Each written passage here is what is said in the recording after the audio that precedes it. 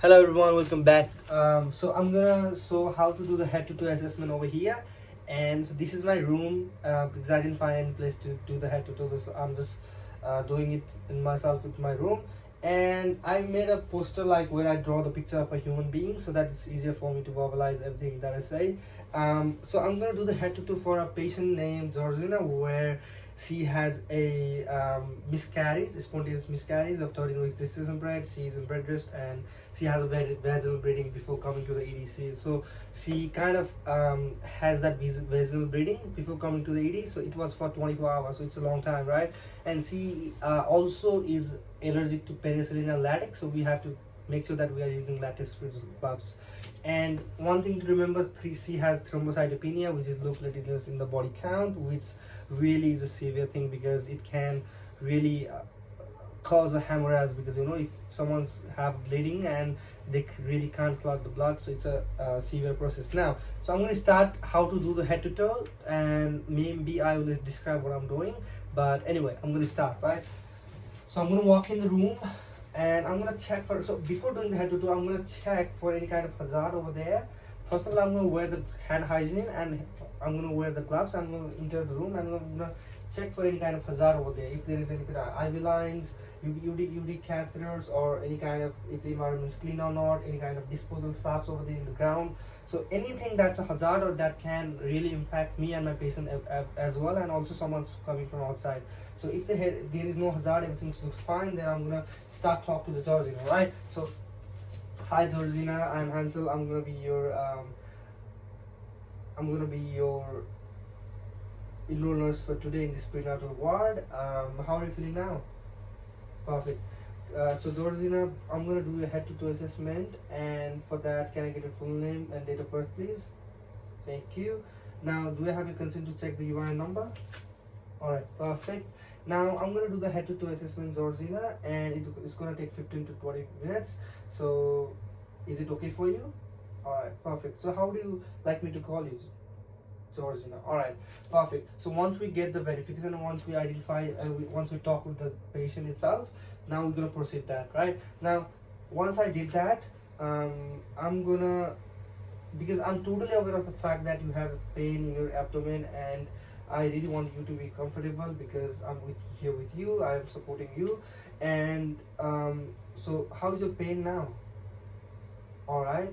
Now I know that you are in pain and your pain is 5 as mentioned there in the book out of that. Now we're gonna do the pain assessment. So in pain assessment, what we normally do is like PQRST. P means provoke, Q means quality, T means time, R means the reason, S means the severity, and T means time. Now, provoke. What caused the pain? What's the cause of the pain? What? So if a patient's heading or moving, so that causes the pain, or what's the initiation of the pain? That's provoke. Q means the quality of the pain. What kind of pain the patient's experiencing? Is it dull? Is it sharp? Is it something burning? How's the pain? PQ. R being the rate of the, sorry, PQR, reason. So is the pain located in the abdomen, or is it locating from one place to another? Is it localized, or how's the pain, right? And Q. R. S is the severity. So 0 being the least and 10 being the highest. What's the, like, how do you rate your pain that you are suffering now? 5. Now T means the time. Time is how long have you been experiencing the pain, and when did it start, the initiation of the pain. Now after we did this, and we'll find out the scenario of the patient, since she is in pain and her pain level is 5. Now I'm gonna talk to my senior RN, and I'm going to report that you are in pain, and she will make sure that your pain is managed by maybe giving medication. Now we have to manage the pain because we can't really do the head to toe because it's a long process, like 15 to 20 minutes. So we can't do the pain assessment when someone's uncomfortable. Once we make them uncomfortable over there, once we give some medication and that controlling the pain, we can initiate the head to toe. Now once again, I'm going to come again 1 hour later. Now, 1 hour later, her pain is managed. She's lying in the bed. And hi, Georgina, how are you? I hope your pain is managed now.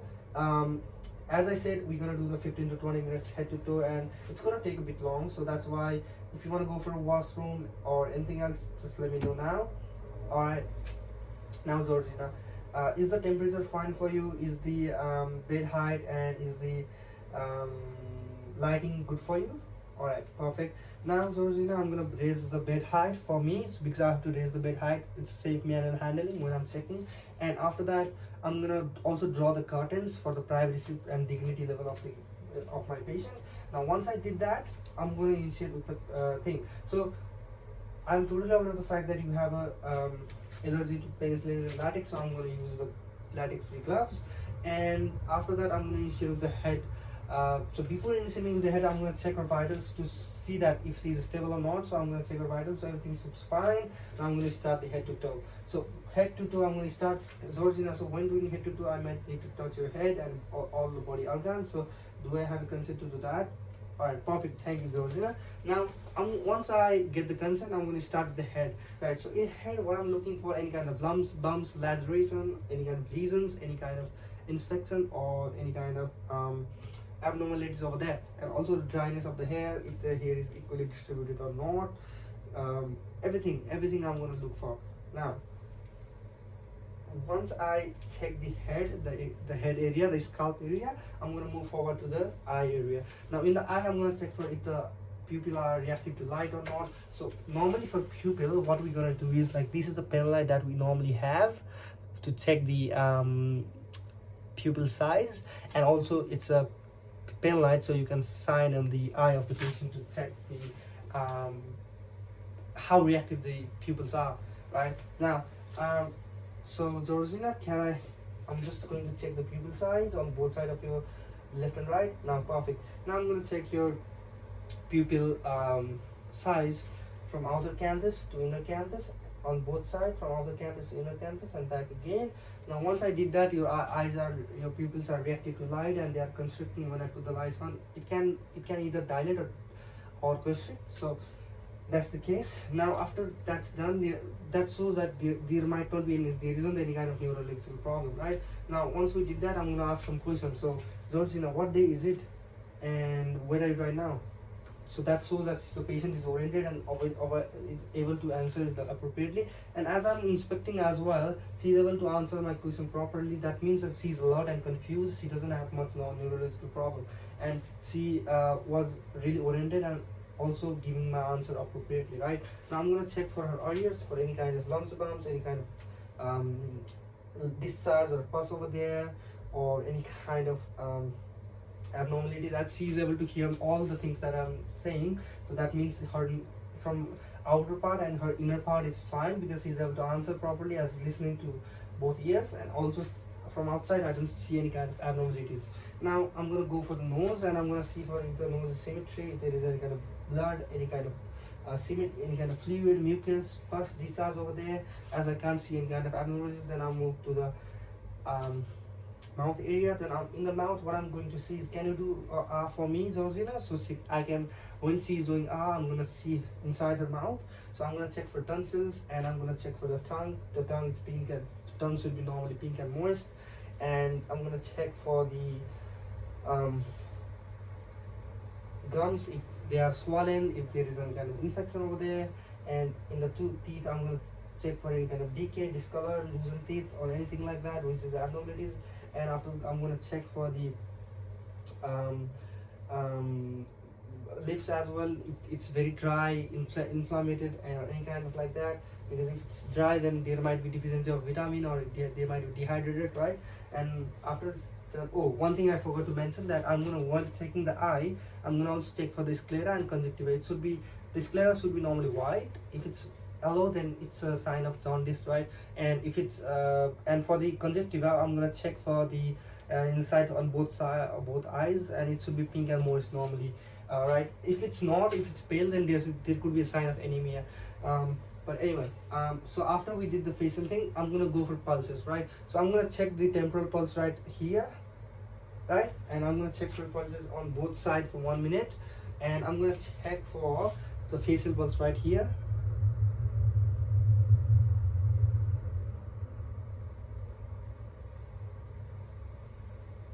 Yeah, I'm gonna check for both facial pulses, and also I'm going to check the carotid pulse over here. So for the carotid pulse, I'm not going to check at one time. I'm not going to check simultaneously both sides at a time. I'm going to check one for 1 minute and one for 1 minute. And after doing that, I'm gonna go to the lower extremities when I'm checking the neck part, where I'm gonna check for lymph node or any kind of, if the trachea is deviated or not, if there is any kind of lumps or any kind of laceration or any kind of bruising over there, if the skin is intact or not. And after checking there, I'm gonna check for the, so after doing this upper part of upper extremities, I'm going to move down this middle area. And in this area, I'm going to basically check for the heart and lungs auscultation. In the lungs, in the heart, in the heart auscultation, I'm going to check for the, I'm going to use my stethoscope. So this is a diaphragm and this is a bell.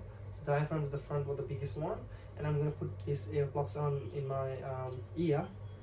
Now, after doing that, I'm going to put this stethoscope diaphragm on the second intercostal on the left side, just by the side of the sternum on the aortic area. I'm gonna put, and after putting there, I'm gonna listen for any kind of regular heart rhythm or any kind of irregular rhythm. There might be crackle or any kind of sound like that. I'm gonna basically listening to the dub sound. Now after doing that, I'm gonna just orally say, because I have to bend over. So on the right side, there's aortic area right here, and we have pulmonary area right here, just by the sternum on the left side, and just below that we have aux point, right, just by the side of the sternum on the left side, and we have tricuspid area on the fourth intercostal, just by the side of sternum, and we have on the left side, in the mid clavicular line, just by the side of the sternum, called mitral valve. So sorry, mitral area. So once we did the heart auscultation, we found out that the sounds are very rhythmic and there isn't any kind of murmur or any kind of abnormal sound we normally found. So once we did the heart auscultation, we're going to move for the lungs auscultation. So for lungs auscultation, there are 10 points that we're covering. So in the 10 points, we have 1 and 2 right here, which is just above the collarbone, just by the side of the trachea, and starting from the right side, 1, 2. So 1 and 2 are the high pitched sound that we normally feel, and it's just by the side of the trachea, and it's called bronchial. So bronchial are 1 and 2, and 3 and 4 are bronchiovascular, which is first and second intercostal line, just by the side of the sternum, and the remaining 6 points are in different part of the lungs field, in different parts, and we're gonna go through. So 1, 2, 3, 4, done. So 5, 6, 7, 8, 9, 10. So there are 10 points that we have to auscultate using the stethoscope that I'm not using at the moment. And so these are so in the first and second intercostal, which is a bronchiovascular point, they are 3 and 4, and they are medium pitch sound. But the remaining 5, 6, 7, 8, 9, 10 are the low pitch sound, which are vascular sounds. Vascular area. So after that, we will be listening to, after we listen everything that area, I'm gonna check for the apical pulse. It's just right under the breast of the female. So while I'm doing that, I'm gonna ask for the consent. So Georgina, do I have a consent to check for her breast? So I'm just gonna palpate the apical pulse over there, and I'm totally aware of the fact that she has abdominal pain, so I'm not going to touch that, and I'm not going to press up because I'm not going to palpate the stomach. So I'm just going to, and do I have a consent to do that? If you feel if you feel it uncomfortable at any time, please just let me know. So after asking for the consent, I'm just going to palpate the apical pulse over there, and I'm gonna access the skin over there if there is any bruises or any kind of erythema. So when I palpate the apical pulse, did you feel any? Does it hurt you when I palpate? Alright, perfect. Now I'm gonna check for these. Once I've done that, I'm gonna check for the limbs, the upper part of the hand. So I'm in the hand, I'm gonna check for joint pain, any kind of pressure injury in the ankles, in the elbow, and I'm gonna access the skin if there is any bruises or any kind of edema over there, and everything looks fine. And then I'm gonna check for muscular joint pain over there. I'm just gonna ask the patient to make them comfortable as well. And after that, I'm gonna check for this is a brachial pulse over here that we normally find here, on both sides for 1 minute, and we have a radial pulse as well. So brachial and radial pulse. And after we did, I'm gonna check for the motorization. So the hands are like this. So Georgina, can you squeeze my hand and can you touch my hand over here? So I'm just checking for the motor response, right? So I'm not going to make her lift her leg, right? Now I'm just going to lift her hand.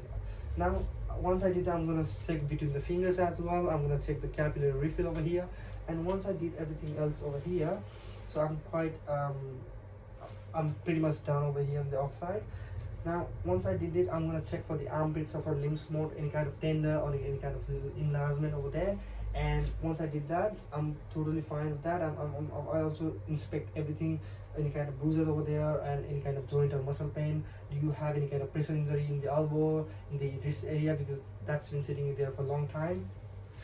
Now after doing all of those stuff, now what we have to check for is the main thing is the bowel sound, right? Just below the ribs. So in the bowel sound, what I'm doing is I'm just going to gently put my stethoscope on. I'm just going to auscultate. I'm not going to palpate. I'm not going to touch over there. I'm just going to slightly gently do that, and just to do in that order, that the colon order, right? So I'm going to start from the right lower upper quadrant.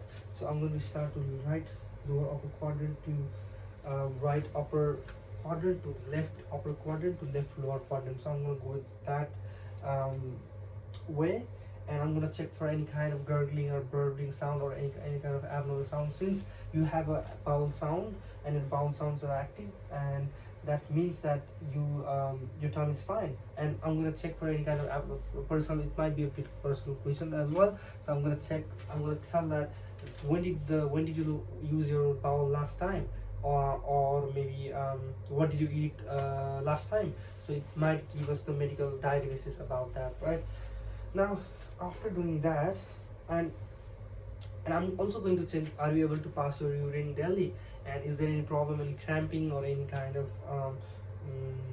pain, or are you feeling nauseous or vomiting while you are doing that? No, so that's fine.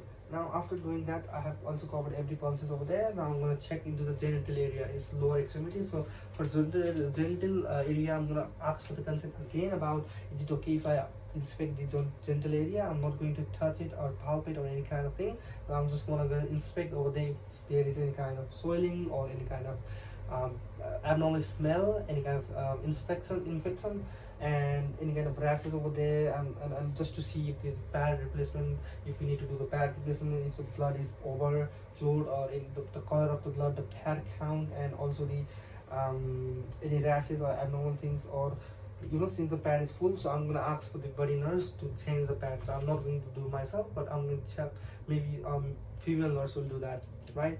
Now after doing that, I'm going to check the femoral pulse over here in the groin area that we normally have in both sides for 1 minute. Now after doing that, I'm gonna check for the popliteal pulse just right behind your kneecap, the your what do you say, yeah, we normally say patella. No, it's a kneecap. Yeah, knee. So just right below, by the side of, just right behind the knee, we have popliteal pulse.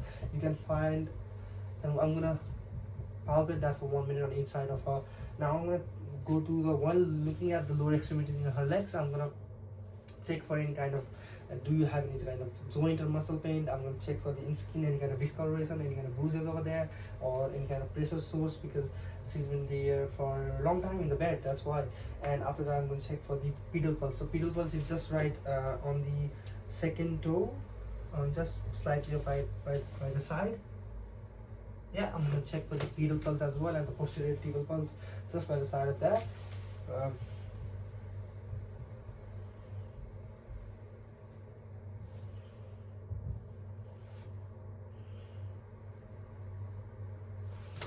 So once I did it, I pretty much listened to every sound, and while I'm doing that, I'm also going to tell that, can you do the foot pumps for me? That means, can you call your legs towards me, the finger in that, and I'm going to check for the capillary refill as well.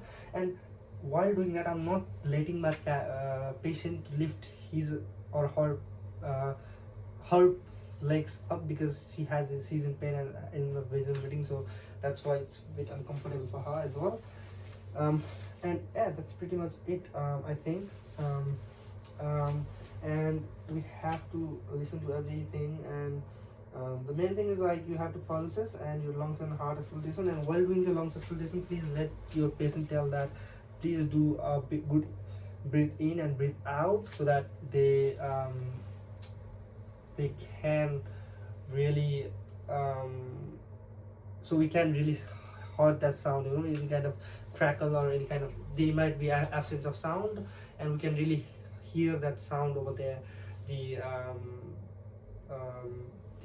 whistling or any kind of crackle sound is easier to identify. So please let your patient tell your patient that can you just do inhale and exhale when I'm putting the stethoscope in different points of your lungs, and they will do that. It's easy for you as well. Now